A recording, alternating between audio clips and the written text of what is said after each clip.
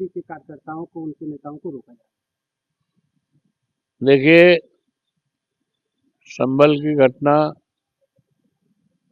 पूरे देश के लिए ये बहुत बड़ी दर्दनाक घटना है और हृदय को दहलाने वाली घटना तो है ही है। और देश की जो हमारी आपसदारी है, शांति है, आपसदारी है, भाईचारा है, और जो प्रदेश की गंगा जमुनी संस्कृति है, उससे इस घटना से असर पड़ता है। लेकिन माननीय उच्चतम न्यायालय ने अपने निर्णय से बहुत बड़ी घटना होने से बचाया है और देश प्रदेश में कानून का राज कायम करने में इस निर्णय से बहुत मदद मिलेगी।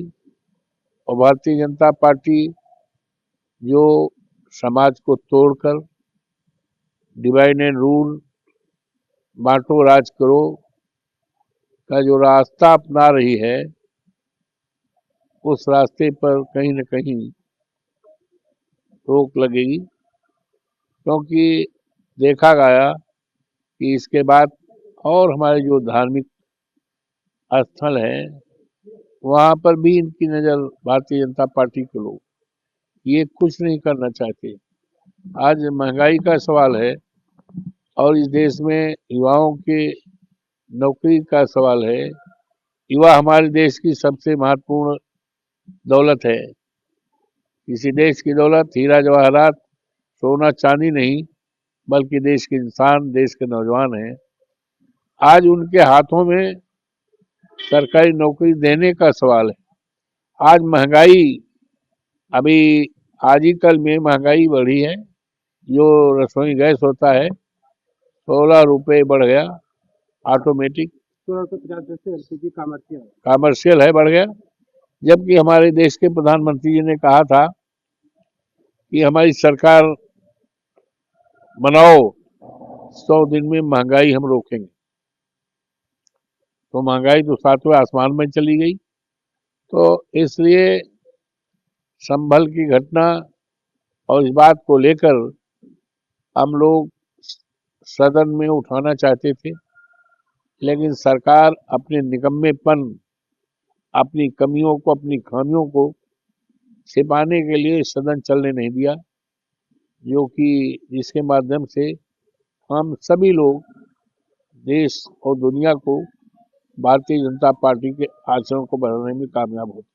मिल्कीपुर विधानसभा क्षेत्र जो हमारा क्षेत्र है, और जब हम सांसद बने तो 12 जून को हमने इस्तीफा दे दिया विधानसभा से। 13 जून 24 को माननीय विधानसभा अध्यक्ष ने स्वीकार भी कर दिया, इसका नोटिफिकेशन भी कर दिया। चुनाव आयोग को और संबंधित अधिकारियों को सूचित किया गया, लेकिन भारतीय जनता पार्टी के उम्मीदवार ने अपनी रिट जो है, जो कि इन्फेक्शियस हो गई थी, उसको नहीं उठाया, जानबूझ कर नहीं उठाया। क्योंकि भारतीय जनता पार्टी तो दहशत में आ गई। जब हम सांसद बने तब से डर गई, दहशत में आ गई और भाग रही चुनाव में।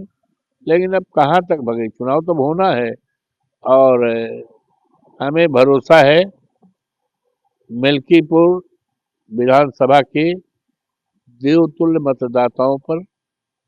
हमें भरोसा है इस विधानसभा में समाज के सभी वर्गों पर, जिनका स्नेह, जिनका आशीर्वाद, जिनका समर्थन मेरे लिए हमेशा रहा है, 12 में रहा है। 12 के विधानसभा चुनाव में हम 35,000 वोट से जिताए गए, मतदाताओं ने जिताया। 22 में जिताया। और जो लोकसभा का चुनाव हुआ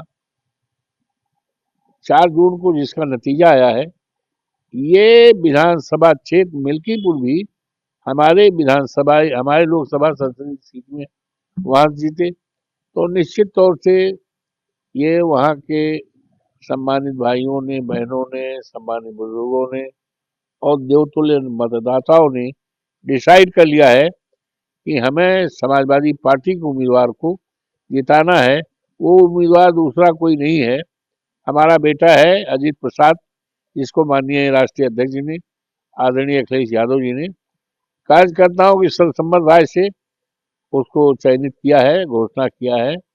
समाजवादी पार्टी और इंडिया गठबंधन का वही उम्मीदवार है और लोगों ने पूरी तरह से समर्थन करके जिताने का मन बनाया है।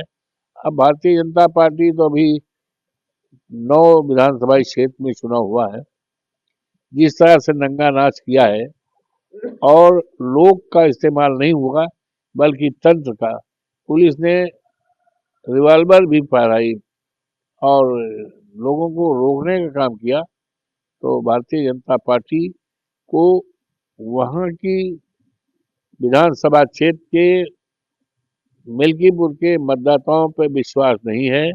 उनको विश्वास भरोसा है अपनी सरकारी मशीनरी पर, कि सरकारी मशीनरी वो पुलिस के लोग हो सकते हैं, प्रशासन को उन पर भरोसा है और एन केन प्रकरण ये सीट को हथियाना चाहते हैं और इसको जोड़ रहे हैं, जनपद अयोध्या की लोकसभा सीट से जोड़ रहे हैं और इस चुनाव को उन्होंने इंडिया स्तर का चुनाव बना लिया है।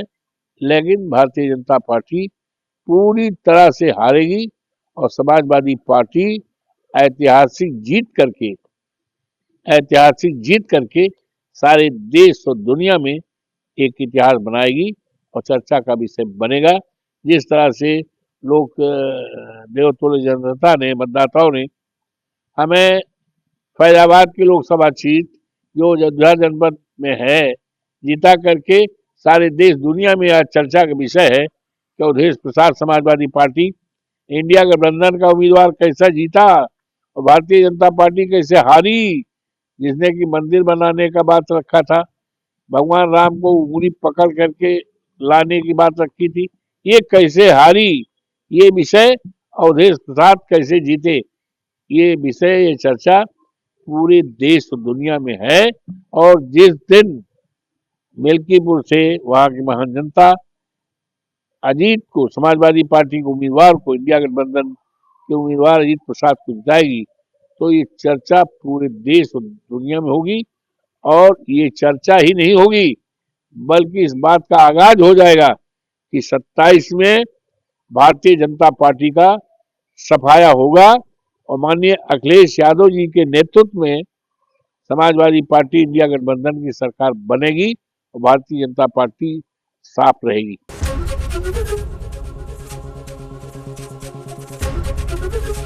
एबीपी गंगा, खबर आपकी, जुबान आपकी।